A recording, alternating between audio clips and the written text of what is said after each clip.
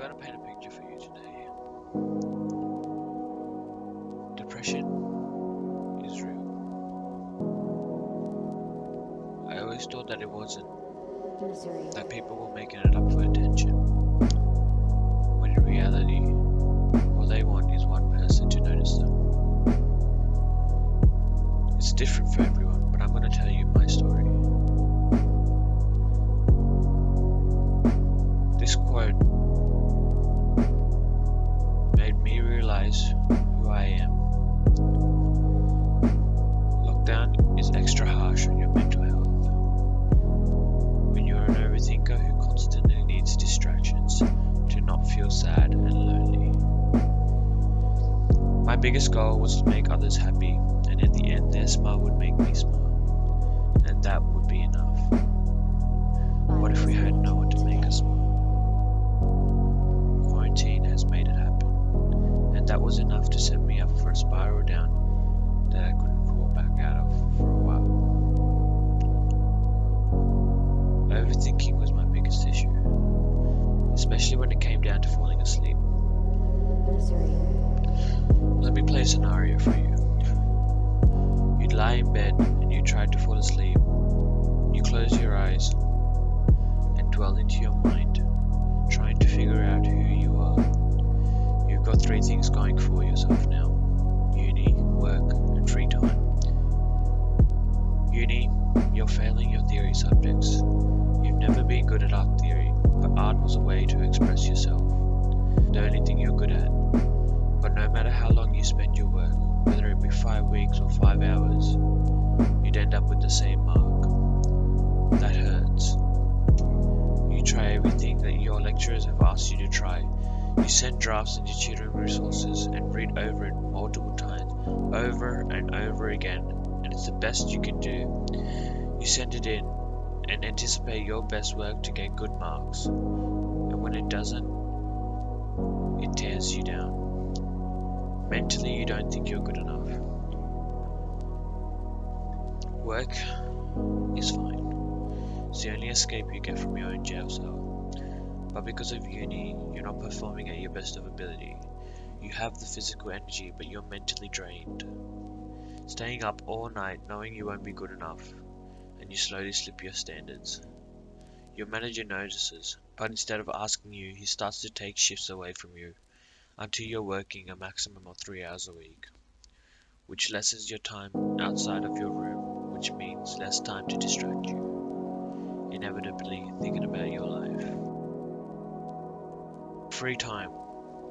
You have a lot of this, but because you're in a mental state, you don't feel like doing anything at all. The only time you leave your room is to eat, but you think there's no point trying to eat. It's easier not to eat than to eat because it's causing you to use energy, which means you're not eating, which makes your emotions stronger. So you end up having only yourself. Let's talk about love. Everyone around me is finding that special someone, and that's fine, but everyone at least had a relationship that they felt love. I've never felt that, always empty. This is where overthinking is harsh. You eventually think your life will be a waste, that you won't get the chance of finding love, or even for that matter, starting a family, or experiencing what others experience. And if that doesn't scare you, I don't know what does.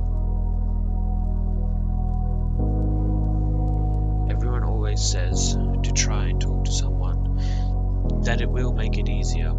You know what? It did a little, but all good things come to an end. The only thing eternal is sadness. You tell someone all about what you're going through, and for a little, the happiness comes back.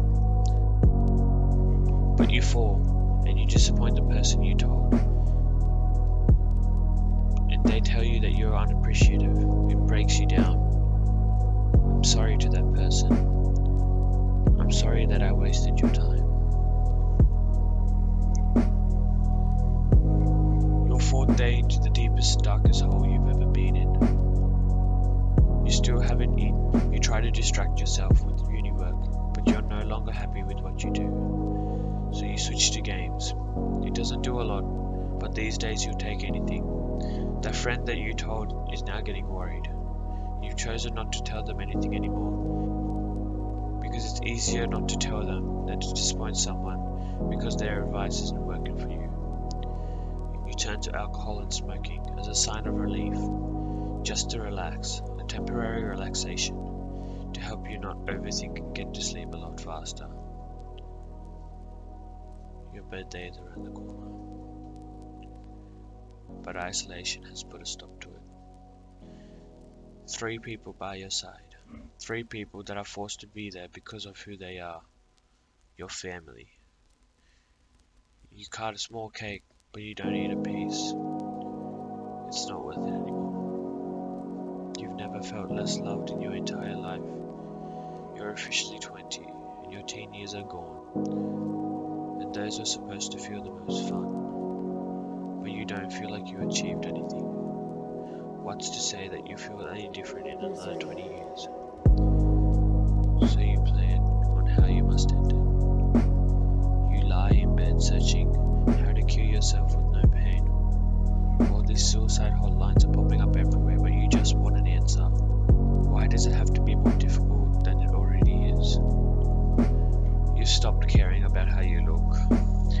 Every time you get a message, you ignore them. You keep telling yourself it's easier. Don't disappoint any more people than you already have. And that one person that you know, if the situation becomes from bad to worse, you can turn to them. They found love. They're happy. And you don't want to trouble them with your problems, because that's not right. So you stay where you've been for the past 5 days. No food, very little water. You wonder how much weight you've lost. 14 kilos. You wonder if this is the way to go. You play scenarios in your head, your own funeral. The day your mother walks in on your limp body and she tries to wake you up but gets no response. Your everyday life you play out in your head, but remove yourself from every situation. No surprise that nothing changes. They'll miss you. Even the friends you didn't know you had but were there. The people you wouldn't consider your friends appear at your funeral. They'll miss you, maybe days, maybe weeks, but they'll forget. You'll be nothing but a speck of imagination. You leave all your saved up money so your parents won't have debt when they try to pay for your funeral. You stand in front of a mirror and try to give yourself affirmations, but you end up calling yourself a disappointment. You're approaching day 7 without any food. It says the human body can survive a total of 7 days before organs start to shut down. Your breathing already hurts, and you sit out on your roof to get a look at what you're going to lose.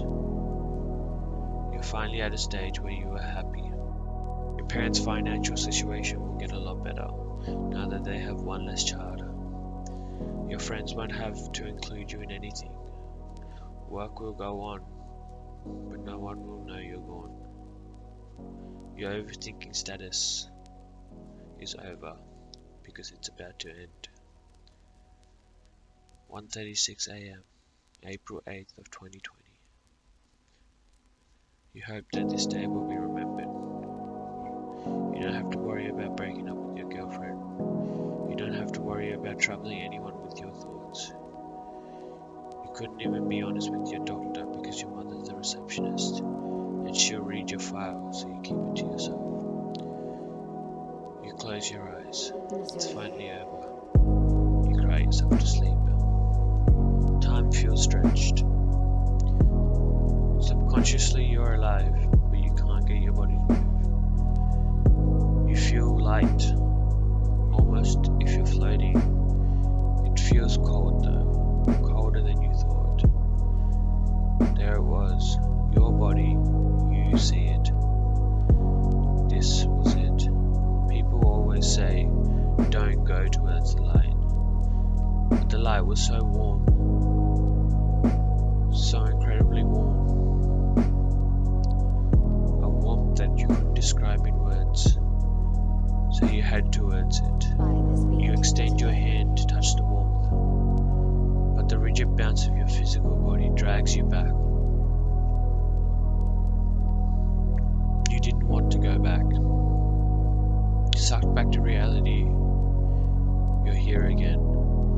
Surrounded by people that love you so very much,